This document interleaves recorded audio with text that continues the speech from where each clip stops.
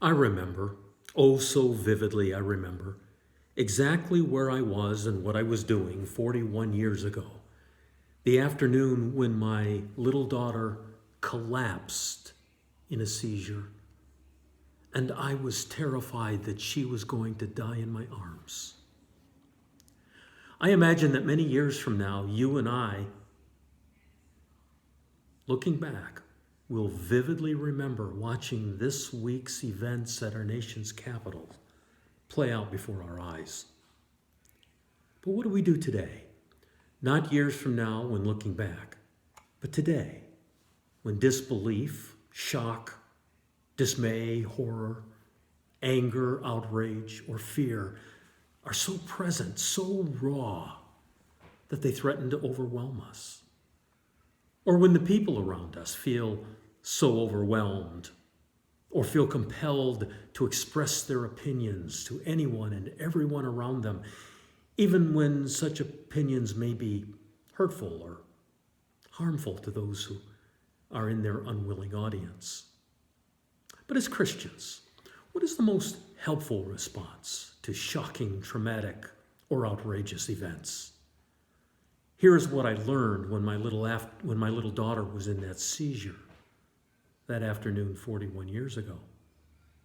The doctors and nurses were rushing around the emergency room, speaking urgently. I have no idea what they were saying. My daughter was looking up at her daddy, confused, terrified, and lost. She didn't want or need to hear any medical analysis. She wanted and needed her daddy. And I had no time for medical analysis myself. I was too busy taking care of her. I had no time even for my own terror or trauma. I was too busy holding her, looking at her, caring for her, soothing her, loving her. On the night that Jesus was betrayed and arrested by government agents, illegally and unjustly condemned, tortured, crucified, he went out of his way to love and protect his clueless followers, to love and care for his powerless, devastated mother, to love and reassure the political rebel that was crucified beside him, and to love and pray for the very men who had crucified and mocked him. The most helpful response to shocking events is not to be overwhelmed, but to practice love and peace. Love for those who desperately need us, bringing peace into their trauma. Love for those who hate us, bringing peace into conflict. And it turns out the most loving thing you can do for yourself is not to react in outrage, but to dwell in peace. Jesus lived in a world defined by chaos, conflict, and injustice.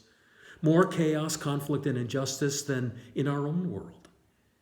And yet, he wasn't defined by it.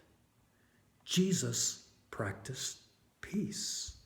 He lived so peacefully that we even call him the Prince of Peace. Jesus lived in peace in his world, and so can we in ours. We're not Pollyanna. We don't pretend that the world is better than it is. Yes, we do live in an uncertain, dangerous, unjust world. And yet, we don't have to be defined by it. Traumatic, shocking events do not define us. When someone is terrified in the midst of a seizure, don't lose your cool. She needs you just to hold her, to reassure her. In a world of shocking events, one right after another, how shall we respond? First, by living in love and peace for our own needs. That's what we need. And then, by offering love and peace to those around us.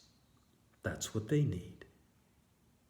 May the God of hope fill you with joy and peace as you trust in him, so that you may overflow with hope by the power of the Holy Spirit.